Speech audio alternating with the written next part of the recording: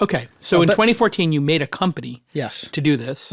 How did you go about figuring out if this is a real business or not? And is it a viable business? Because frankly, my understanding of it was, and you'll tell me which are my misconceptions. Number one, it's very expensive because it burns a lot of fuel. Number two, the planes were extremely expensive to maintain and complex. There was a small audience for it because it didn't save enough time to make people want to spend. The 2 hours was $15,000 extra or $10,000 extra. It wasn't worth it for people. Right. What did I get right? What did I get wrong in my assumptions? Well, that's all true. Okay. Except you can do better today. You can do better today. You can do better today. So Okay. the Concorde was 1950s technology. And today we've got better aerodynamics. We've got software optimized aerodynamics. We've got better engines, lighter materials. And here's the key thing. If you can improve on Concorde's fuel economy by about 30%, just 30%, Seems then doable. you can do, very doable. Then you can do a supersonic seat for the same fuel that a lay flat bed in business class would take. That's the key. That's what makes this feasible. So you looked at it and said, hey, I will give you a non-reclining seat. Like, you're not going to get to lounge out and be in a sleeper seat, but you're going to get there super fast. So you're trading a little bit of that creature comfort for speed. It's sort of, but not really. The flying from San Francisco to Tokyo in time and experience will be like flying from San Francisco to New York. So you get like a first class seat, but it's not lay flat. Right. You get there so fast you can sleep in a real bed. Making it 30% more efficient. The design is obviously a little bit different. I'm looking at the plane right here. It looks longer and narrower than the Concorde. Am I correct? That's correct. Looking at it? Yes. So explain to me what is unique about the design. And did you get that 30% just from the design? Yeah, I mean, there are a bunch of pieces in the design that add up. It's part aerodynamics, part engines, part materials, and all adds up to that 30% actually with some margin. Concorde, so 50 years old technology, right? It was a big, long tube made out of aluminum because when you're working in aluminum, big, long tubes is what are easy to make. But for a subsonic aircraft, that's fine. For a supersonic aircraft, it's much more sensitive to the shaping. So think of, like if you're familiar with the B-1 bomber, take a look at that. Very dynamic shape. That was built in aluminum at enormous expense. But today we've got carbon fiber composites. And what you can do with carbon fiber is mold it in any shape that you want. So you can use software to design an optimized shape.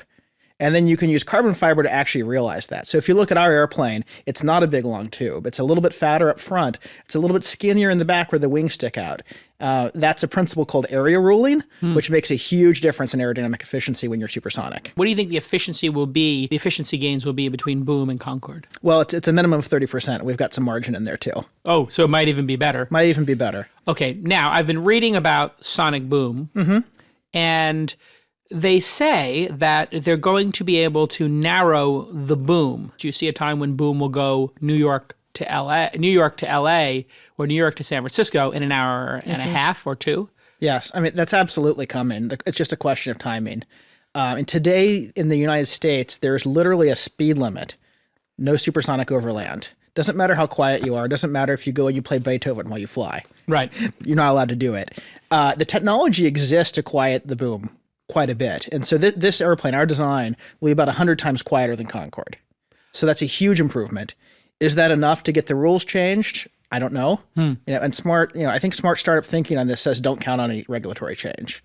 So we're thinking overwater supersonic, and when the rules get changed and we can fly supersonic over land, hallelujah. But you could take like the Lyft or the Airbnb or Uber approach and just sort of break the rule and see what happens. That'd be interesting, wouldn't it? Can you imagine you start flying supersonic over the United States? I think they might shoot you down. They would definitely ground your plane. We're AI first here at launch, and I have a team try out every cool new app and tool just to keep track of what's the state of the art, what's possible. And we found the closest thing on the market to a real AI-powered post-production tool. It's called Ray 3 Modify from Luma AI. And with most AI video apps, you're just plugging in words and you're hoping for the best. But with Ray 3 Modify, you build on top of Luma's Ray 3 model. This gives you precise, nuanced control over your outputs, allowing you to actually direct your AI videos, not just guess. So let's check out some examples. We animated the launch logo, keeping its recognizable font and lettering intact. Oh my God, this came out incredible. Here you have producer Oliver going from just pretending to surf to having an actual surfing video. This stuff is wild. And we can drop this Tesla into about any environment we want. Stop guessing and start directing your videos with Ray 3 Modify from our friends at Luma AI. Try it today at lumalabs.ai/twist or via the QR code you see on the screen right now.